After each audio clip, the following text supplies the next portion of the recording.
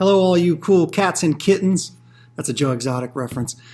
Today we're going to talk about Collagraph plates. So that is the mat board that I sent you home with. So just a standard piece of mat board. This particular one has a green back on it.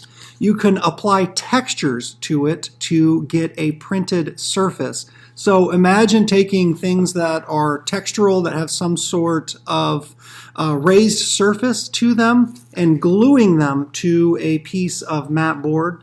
I gave you two pieces of mat board. You can even cut up little pieces of mat board and glue that to the other piece to create an image, which I'll walk you through. Or imagine putting bits of fabric. You can see there's a little bit of fabric on this one. Cut out shapes. This is a piece of mat board that's been cut out, that's raised up. So if you kind of see from the side here, do you see the side of this? You can see how there's certain things that are textural that are raised up. And those will print because we are going to relief roll these like so, right? So that would give us a printed surface. Anything that is raised up is going to print. So I just want to get you thinking about this. I'm not going to actually demo anything. This is more of show and tell. So I want to show you some examples, and I just want you to like run wild with your imagination and think about what you can do creatively and experimentally with this. Thinking about one of those three assignments that you have, either the text one, right, or the one where you interview a person, or the one that's your biggest failure. I hope you guys watched that spoken word poetry video that I put up. There's actually, if you look that guy up, his name is Listener Dan Smith. He's originally from the Ozarks as well. He has a song that actually has music that goes with that piece as well. So look that up. It's on YouTube. It's pretty cool. So here is the Collagraph plate, and here is the corresponding image. Notice that it's flipped, first of all, because it is going to get printed like so. When you roll this ink out, what you could do is this is actually the reverse. So this has actually been wiped, kind of like how I demonstrated that dry point. So remember when you did the dry point, you scratch the lines in and then wipe the ink in. That's how this one was printed. So that's a possibility too.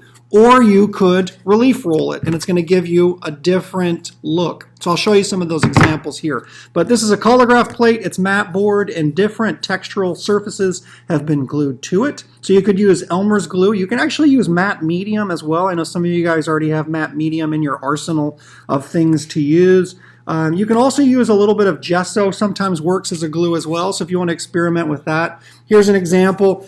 Here's a color variation that's pretty cool on this same plate. So if you see, they inked up this little light that's dangling with this glow to it with a little bit of yellow ink, and then they did the background black by wiping it. You could also relief roll this.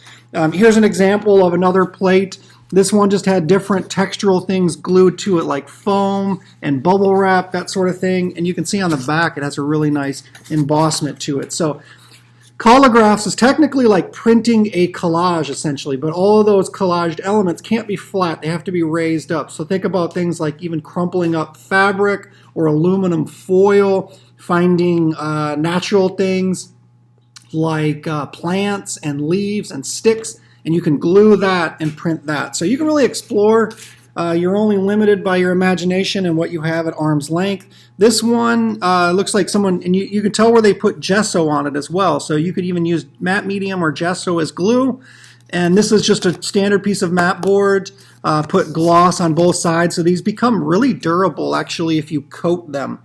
So if you finish your plate, you've glued everything down on it, you can finish the surface with gesso, which is going to add a little bit of brush stroke in there, and I'll show you some examples of where this will actually print and give you a little bit of plate tone. But you can also seal it with something like matte medium, and then it basically makes this really, really shiny and protective, so you can ink it and print it numerous times. So it gives you, what I really like about this is it gives you something that's really, really cheap and disposable, shit that you would probably find around the house that's free or very affordable, mat board, just little bits of detritus and things that you might otherwise just cast away, and you can make art out of them, and then it becomes really, really permanent and flexible. So here we go. Here is this plate printed here. So you see it's the reverse again. This one was intaglio wiped, like your dry points. I'll show you some that are relief rolled as well. Some of you guys might have seen when we were screen printing that one day Alyssa put some glass beads on her print, This is those glass beads just glued to a piece of mat board. Some things like the wrapper of an orange or avocado netting thing, like just glued down. Some bubble wrap. This is just a grid that was kind of glued down. And then this is the corresponding inked up plate. And this one's relief rolled. So this gives you a sense of what the print would look like if you relief roll it versus intaglio wipe it. So remember taking a paper towel, wiping it versus relief rolling it, right?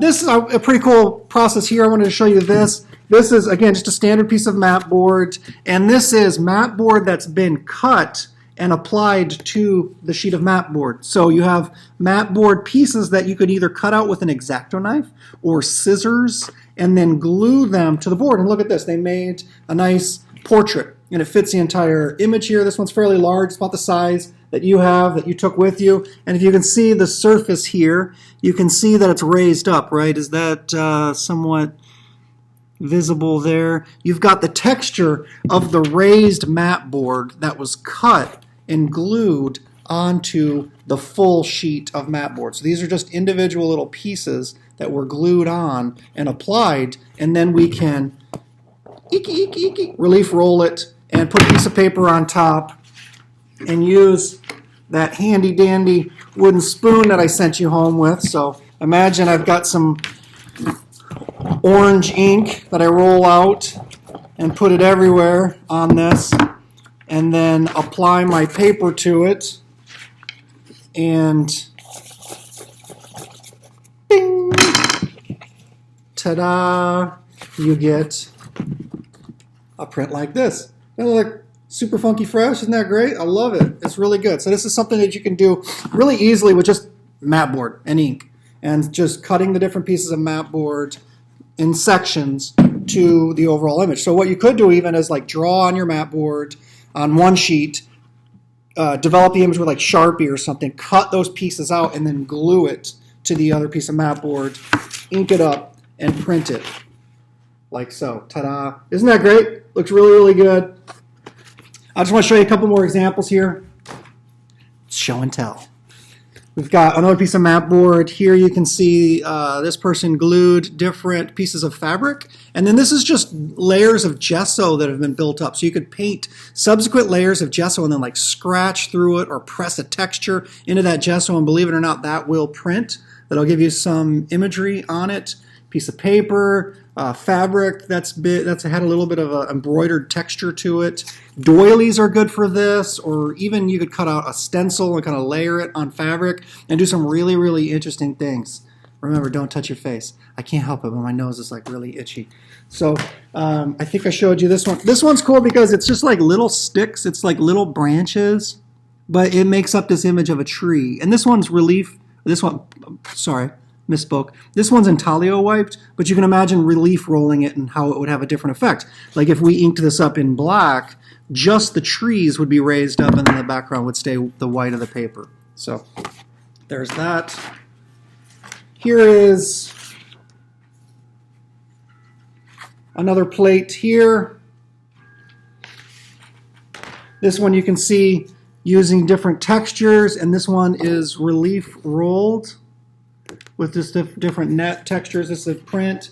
This one's really interesting. This was one of my students did this a few years ago and did both variations. So this one's intaglio wiped, and you kind of get this, the characteristic of it being like almost like a saturated image. And then this one is relief rolled, just to give you a difference in look. And they basically made this whole like flower image built out of different pieces of fabric. Isn't that cool? Really nice image that develops just by cutting out different pieces of fabric and gluing them to your mat board, and that becomes your matrix. That becomes your surface that you're going to print off of.